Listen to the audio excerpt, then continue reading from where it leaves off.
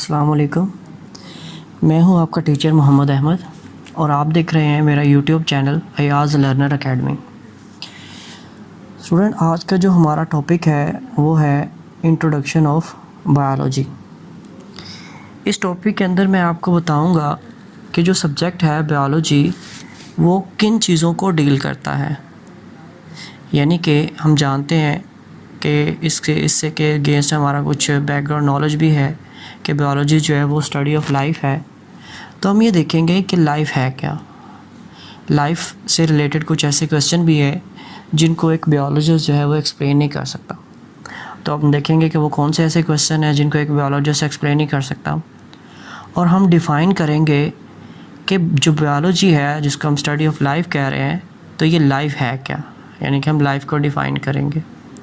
हम ये देखेंगे उसके कुछ खसूसियात, कुछ करैक्टर जिसकी बेस पे हम लाइफ को डिफ़ाइन करते हैं। तो चले स्टार्ट करते हैं हम कि व्हाट इज़ बायोलॉजी। स्टूडेंट, जिस तरह से हम जानते हैं कि बायोलॉजी क्या है, it is the study of living things. अब लिविंग थिंग्स, इसमें हम क्या स्टडी करेंगे बायोलॉजी के अंदर, हम अंडरस्टैंड करेंगे नेचर को और नेचर लिविंग वर्ल्ड को। बायोलॉजिस्ट जो है वो डील करता है किसको, किन चीज़ों को जो है एक बायोलॉजिस्ट डील करता है, वो living part of the nature को डील करता है। इसके अलावा वो इस चीज़ों को भी डील कर रहा होता है कि ये लिविंग ऑर्गेनिज्म किस तरह से इंटरेक्ट करते हैं with the non living object जो कि उसको सराउंड कर रहे होते हैं। दे also strive to understand, explain, integrate and describe the natural world। यानी कि इसके अलावा वो ये जानने की कोशिश कर रहा होता है कि आखिर लिविंग वर्ल्ड है क्या, लिविंग ऑर्गेनिज्म किस तरह से सर्वाइव कर रहे हैं। वो इन चीज़ों को एक्सप्लेन करता है, इंटीग्रेट करता है और डिस्क्राइब करता है। यानी कि उसका टोटल जो कंसर्न होता है वो लिविंग वर्ल्ड के साथ होता है। जिस तरह से हम जानते हैं, अब अगर इसको डिफ़ाइन किया जाए बायोलॉजी को, तो ये जो वर्ड है बायोलॉजी, ये दो ग्रीक वर्ड बायोस और लोगोस से डिराइव्ड हुआ है। बायोस हम जानते हैं कि क्या है, लाइफ, और लोगोस मतलब टू स्टडी, यानी कि इल्म हासिल करना, यानी कि लाइफ के अगेंस्ट इल्म हासिल करना, the study of life. Next, what is life. हम जिस तरह से अभी देख लिया हमने कि जो स्टडी है, स्टडी ऑफ लाइफ है, वो है बायोलॉजी ना। अब हमारा नेक्स्ट क्वेश्चन वो ये है कि लाइफ है क्या, यानी कि लाइफ को किस तरह से एक्सप्लेन किया जा सकता है। It is very difficult to define life. Life को एक्सप्लेन करना पॉसिबल नहीं है। कुछ ऐसे क्वेश्चन हैं जिसको एक बायोलॉजिस्ट जो है वो एक्सप्लेन नहीं कर सकता। There are certain aspects of life that lies beyond the scope of science। यानी कि साइंस उसको एक्सप्लेन नहीं कर सकती। यानी कि अगर मैं ये कहूँ कि स्पिरिट क्या है, तो एक जो बायोलॉजिस्ट जो है वो इस चीज़ को एक्सप्लेन नहीं कर सकता। या घोस्ट क्या होते हैं, घोस्ट का क्या इल्म है, तो ये सूडो साइंस, ऐसे क्वेश्चन जो है वो लाइफ के रिलेटेड एक बायोलॉजिस्ट एक्सप्लेन नहीं कर सकता। तो फिर ये कौन से क्वेश्चन है जिनको एक बायोलॉजिस्ट एक्सप्लेन नहीं कर सकता। जिस तरह से what is the meaning of life, why should be their life, यानी कि लाइफ जो है वो यहाँ पे क्यों है, यहाँ पे ही क्यों जो है वो इवॉल्व हुई प्लैनेट अर्थ के ऊपर। तो ये कुछ ऐसे क्वेश्चन है जिसको एक जो बायोलॉजिस्ट जो है वो एक्सप्लेन नहीं कर सकता। अच्छा, हाँ, इसको एक्सप्लेन किया जा सकता है, इसको एक्सप्लेन जो है वो डिफ़ाइन किया जा सकता है। कौन कर सकता है इसको? मुख्तलिफ़ फ़िलासफ़र या जो थियोलॉजियंस होते हैं वो एक्सप्लेन कर सकते हैं, वो इसका आंसर दे सकते हैं। लेकिन एक बायोलॉजिस्ट के लिए इनको एक्सप्लेन करना पॉसिबल नहीं है, क्योंकि लाइफ जो एक बायोलॉजिस्ट जो है, जो साइंटिस्ट होता है, वो हमेशा मटेरियलिस्टिक होता है। वो मैटर को डिफ़ाइन करता है, वो ऐसी चीज़ों को डिफ़ाइन नहीं करता। नेक्स्ट है, अब चूँकि हम जान चुके हैं कि जो लाइफ है वो जो है उसको कुछ उससे रिलेटेड कुछ ऐसे क्वेश्चन हैं जिनको एक्सप्लेन करना पॉसिबल नहीं है। लेकिन अगर हम लाइफ को डिफ़ाइन करना चाहें तो लाइफ को डिफ़ाइन करना भी जिस तरह से हम जानते हैं कि पॉसिबल नहीं है। लेकिन हाँ, चूँकि ये लाइफ लिविंग ऑर्गेनिज़म्स के अंदर है, तो हम लाइफ को लिविंग ऑर्गेनिज़म्स के साथ रिलेट करके डिफ़ाइन कर सकते हैं। वो किस तरह से? हम उसके कुछ करैक्टरिस्टिक्स की बेस पे उसको डिफ़ाइन कर सकते हैं कि जो लाइफ है वो अगर उसके अंदर अगर कोई बॉडी उसके अंदर कुछ फीचर्स होंगे तो हम कहेंगे कि ये लिविंग ऑर्गेनिज़म है, यानी कि इसके अंदर लाइफ पॉसिबल है, और जिसमें नहीं होंगे तो हम कहेंगे कि इसके अंदर लाइफ पॉसिबल नहीं है। तो हम on the base of their characteristics life को एक्सप्लेन करेंगे। अब वो कौन से ऐसे करैक्टरिस्टिक्स हैं जिनकी बेस पे हम लाइफ को, लिविंग ऑर्गेनिजम्स को, लिविंग वर्ल्ड को एक्सप्लेन करते हैं, तो हम उनको अब बारी बारी जो है वन बाय वन एक्सप्लेन करते हैं। जिसमें सबसे पहला कैरेक्टर है living organisms are highly organized. Student, हम जानते हैं कि जो नेचर ने लिविंग ऑर्गेनिजम्स को हाईली ऑर्गेनाइज्ड वे में अरेंज किया है। जिस तरह से आप इस डायग्राम में देख भी सकते हैं कि एक एटम्स वो मिलते हैं, मॉलिक्यूल बनता है। वो मॉलिक्यूल एक ख़ास पैटर्न में एटम्स के अरेंज होने से बनता है।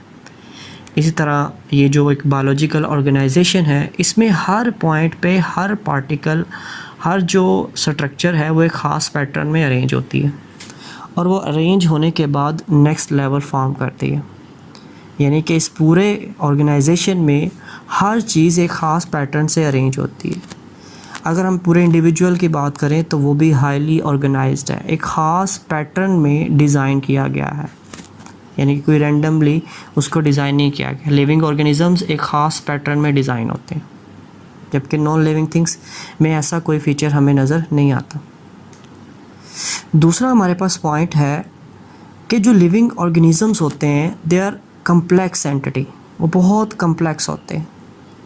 यानी कि अगर हम नर्वस सिस्टम को ही एक्सप्लेन कर लें तो मिलियंस ऑफ सेल जो है वो ब्रेन के अंदर वर्क कर रहे होते हैं at a time. Billions of जो न्यूरॉन्स है वो वर्क कर रहे होते हैं और वो इस पूरे फंक्शन को कैरी कर रहे होते हैं। ये तो जस्ट एक एग्जांपल, लेकिन अगर पूरी बॉडी की बात की जाए तो बहुत सारे ऑर्गन्स कम्प्लेक्स वे में आपस में अरेंज होके बॉडी को प्रोसीड कर रहे होते हैं। यानी कि अगर लाइफ को जो हम देखें तो वो बहुत कम्प्लेक्स वे में अरेंज है और फिर वो वर्क कर रही है। तो नॉन लिविंग ऑब्जेक्ट में ऐसा कोई फिनोमेना नहीं होता। उसके बाद स्टूडेंट हमारे पास है next point, characteristics of life का रिस्पॉन्स, यानी कि रेटेबिलिटी।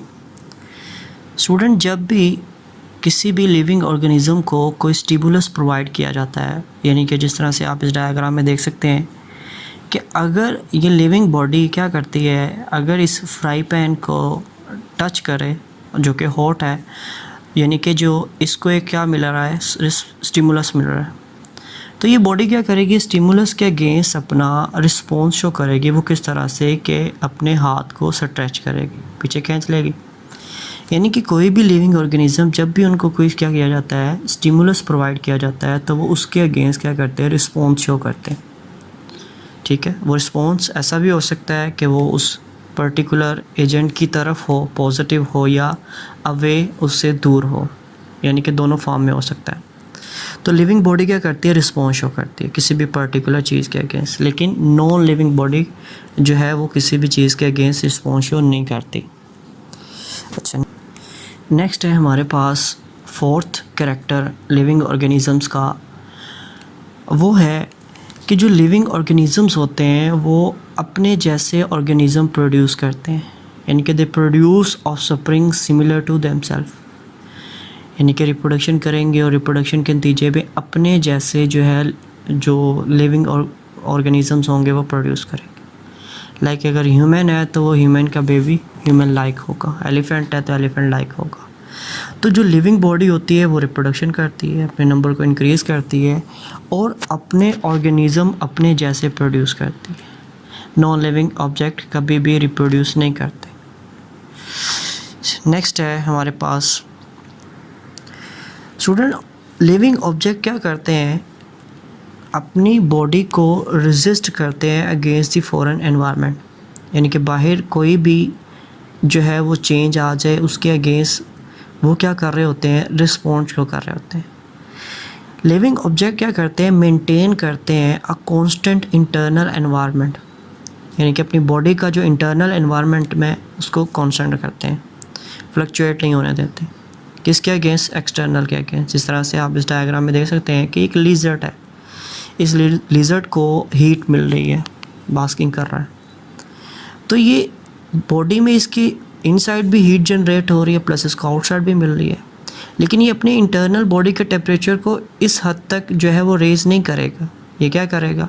अपनी बॉडी की हीट को, अपनी बॉडी को कुछ इस तरह से इस कंडीशन पोस्चर को सेट करेगा कि अमाउंट ऑफ हीट को जो है वो रिलीज़ करेगा in the form of radiation. इस तरह से कुछ अमाउंट ऑफ हीट जो है वो कंडक्शंस के तहत जो ऑब्जेक्ट होगा जिसके ऊपर ये पड़ा होगा उसको ट्रांसफ़र कर देगा। तो मतलब ये क्या करेगा? मुख्तलिफ वे से अपनी इंटरनल हीट को मेंटेन करेगा। बाहर हीट बहुत सारी है लेकिन उसके अगेंस्ट इंटरनल एनवायरनमेंट को कांस्टेंट करेगा।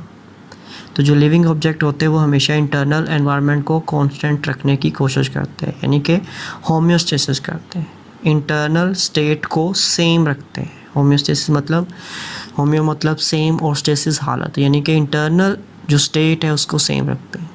लेकिन हमें नॉन लिविंग ऑब्जेक्ट में ऐसा कोई फिनोमेना नज़र नहीं आता। नेक्स्ट है, जो लिविंग ऑर्गेनिजम्स होते हैं they are composed of one और मोर सेल्स, यानी कि उनकी बॉडी के अंदर एक सेल या उनकी बॉडी बहुत सारे सेल्स का मजमूआ होगा। यानी कि अगर लिविंग बॉडी है तो उसके लिए ज़रूरी ये चीज़ है कि बॉडी कंपोज्ड ऑफ सेल्स। अब वो एक सेल भी हो सकता है, वो मल्टी सेलर ऑर्गेनिज्म भी हो सकते हैं। हम जानते हैं कि सेल्स क्या है, ये फंक्शनल और स्ट्रक्चरल यूनिट है लिविंग बॉडी का। तो जो लिविंग होगा उनके बॉडी सेल्स के ऊपर कंसिस्ट होगी और जो नॉन लिविंग होगा वो सेल्स के बगैर होगी, उनमें सेल्स नहीं होंगे। नेक्स्ट है वेरी इंपॉर्टेंट कैरेक्टर और वो है जेनेटिक इंफॉर्मेशन। स्टूडेंट, जो लिविंग ऑब्जेक्ट होते हैं उनके इंटरनल एक ख़ास किस्म का जेनेटिक मटेरियल होता है जो कैरेक्टर को ट्रांसफ़र करने में हेल्प करता है, उसको हम कहते हैं डीएनए। यानी कि जो लिविंग ऑब्जेक्ट होते हैं वो in the form of DNA genetic information को स्टोर करते हैं और उस इंफॉर्मेशन को नेक्स्ट जनरेशन में पास करने की कोशिश करते हैं।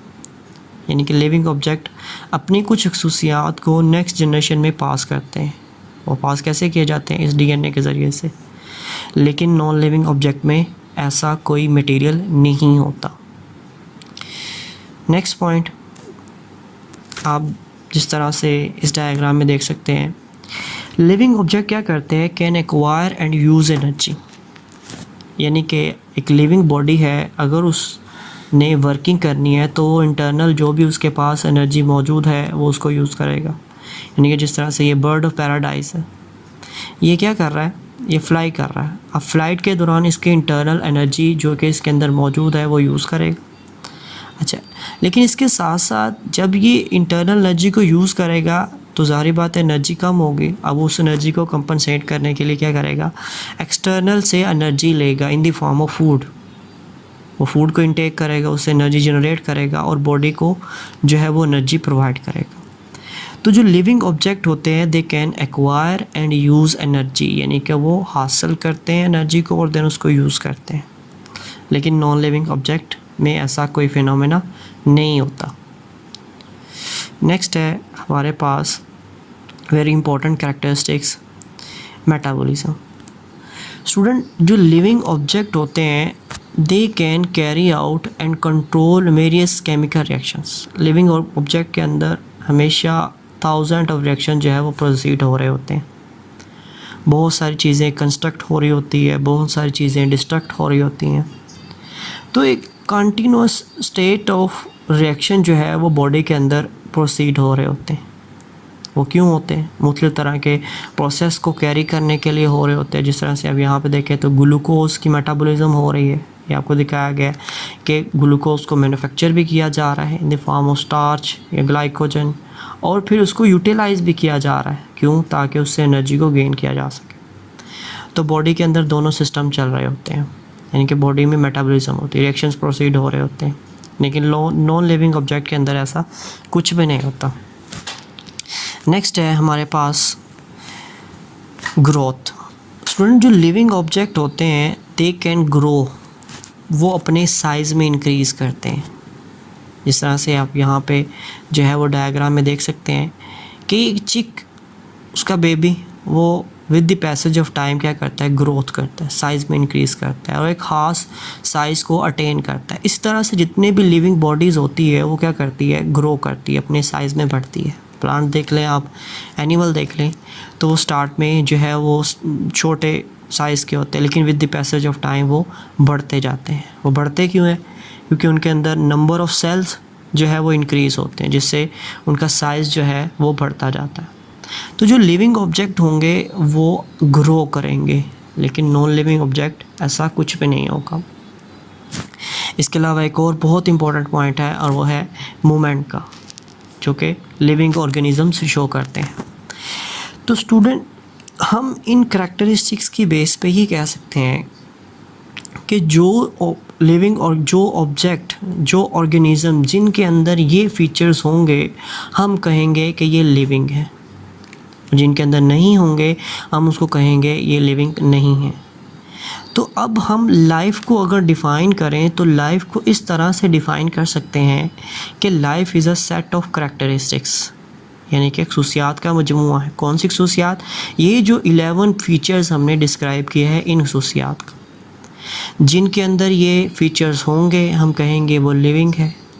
जिनके अंदर ये फीचर्स नहीं होंगे हम कहेंगे ये इसके अंदर लाइफ पॉसिबल नहीं है। Thank you.